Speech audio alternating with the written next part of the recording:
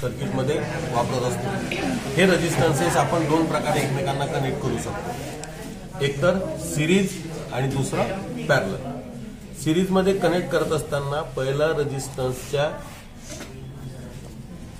एका एंडला दुसरं रेजिस्टन्स जोडतो, दुसऱ्याच्या एका एंडला तिसरं जोडतो। अशा पद्धतीने आपण हे तीन रेजिस्टन्स एकमेकांना जेव्हा जोडतो तेव्हा हे झालं सिरीज कॉम्बिनेशन, म्हणजेच मराठी त्याला म्हणतो आपण एकसर जोडणी।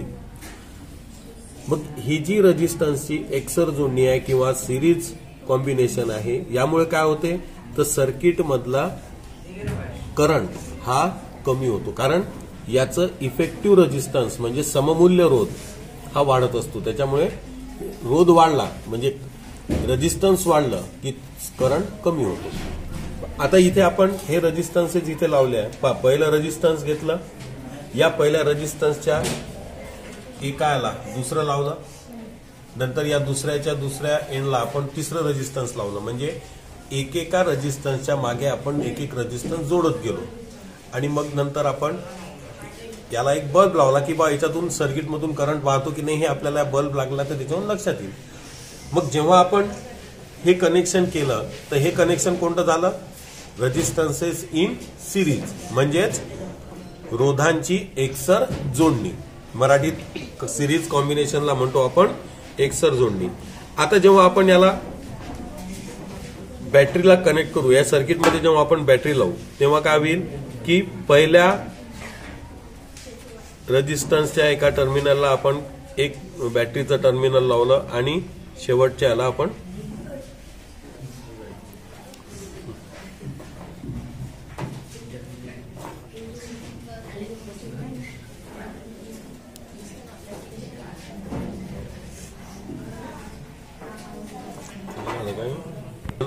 बल्ब लागला म्हणजे काय झालं, या सर्किट मधनं करंट व्हायला सुरुवात झाली, करंट व्हायला।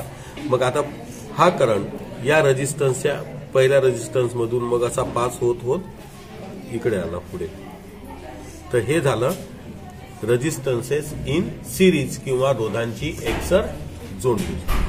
आता दुसरी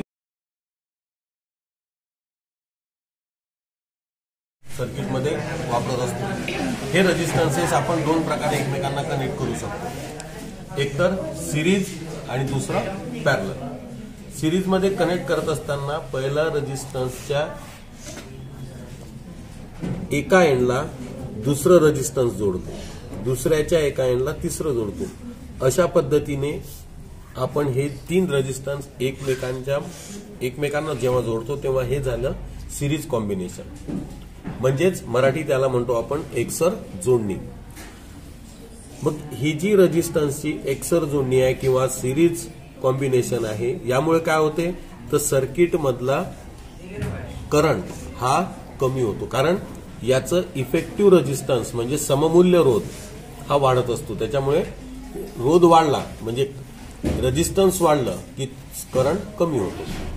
आता इथे आपण हे रेजिस्टन्सेस इथे लावले आहे। पहिलं रेजिस्टन्स घेतलं, या पहिल्या रेजिस्टन्सच्या एकाला दुसरं लावलं, नंतर या दुसऱ्याच्या दुसऱ्या एंडला आपण तिसरं रेजिस्टन्स लावलं, म्हणजे एकेका रेजिस्टन्सच्या मागे आपण एक एक रेजिस्टन्स जोडत गेलो।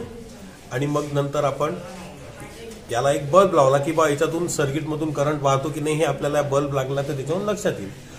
मग जेव्हा आपण हे कनेक्शन केलं तर हे कनेक्शन कोणतं झालं, रेजिस्टन्सेस इन सिरीज, म्हणजेच रोधांची एकसर जोडणी। मराठीत सिरीज कॉम्बिनेशनला म्हणतो आपण एकसर जोडणी। आता जेव्हा आपण याला बॅटरीला कनेक्ट करू, या सर्किटमध्ये जेव्हा आपण बॅटरी लावू तेव्हा काय होईल की पहिल्या रेजिस्टन्सच्या एका टर्मिनलला आपण एक बॅटरीचं टर्मिनल लावलं आणि शेवटच्या याला आपण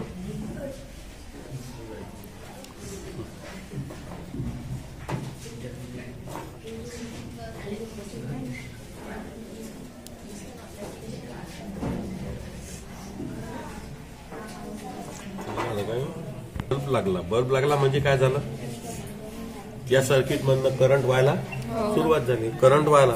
मग आता हा करंट या रेजिस्टन्सच्या पहिल्या रेजिस्टन्स मधून मग असा पास होत होत इकडे आला पुढे, तर हे झालं रेजिस्टन्सेस इन सिरीज किंवा रोधांची एकसर जोडणी.